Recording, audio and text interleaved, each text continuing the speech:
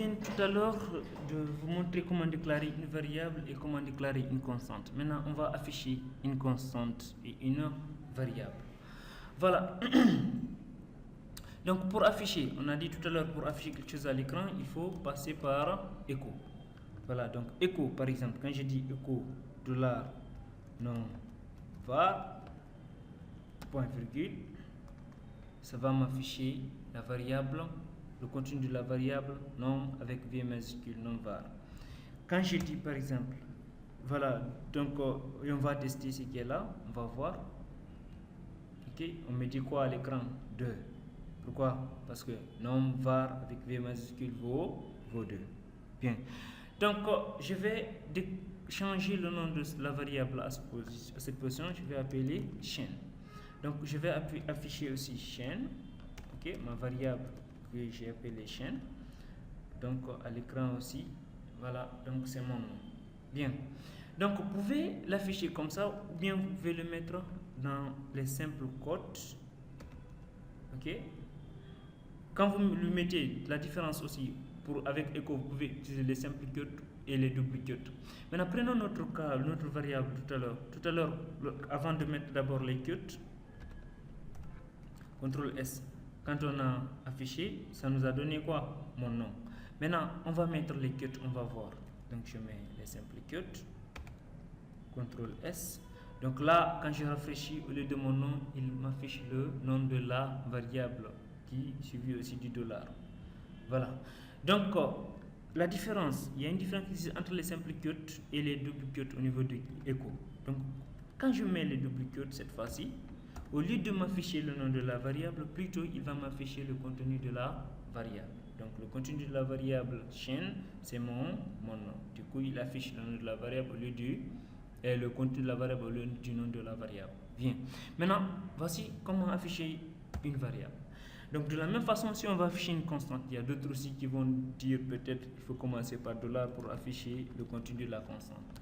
Sachez, je vous attire très bien l'attention ici, que PHP ne va pas vous pardonner quand vous utilisez $ derrière le nom de votre constante.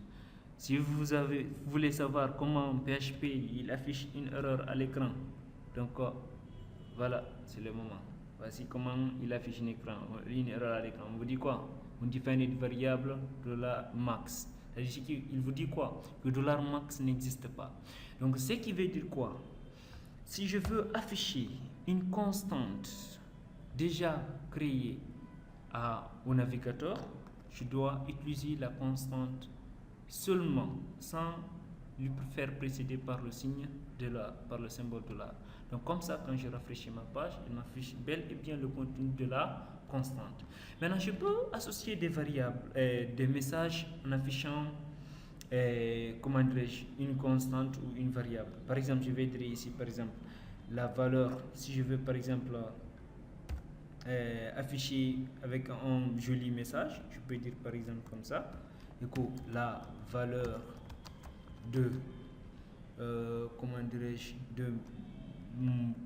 la valeur de la variable, je peux par exemple mettre les simples quotes si je veux. Je dis la valeur de $variable est 2 points.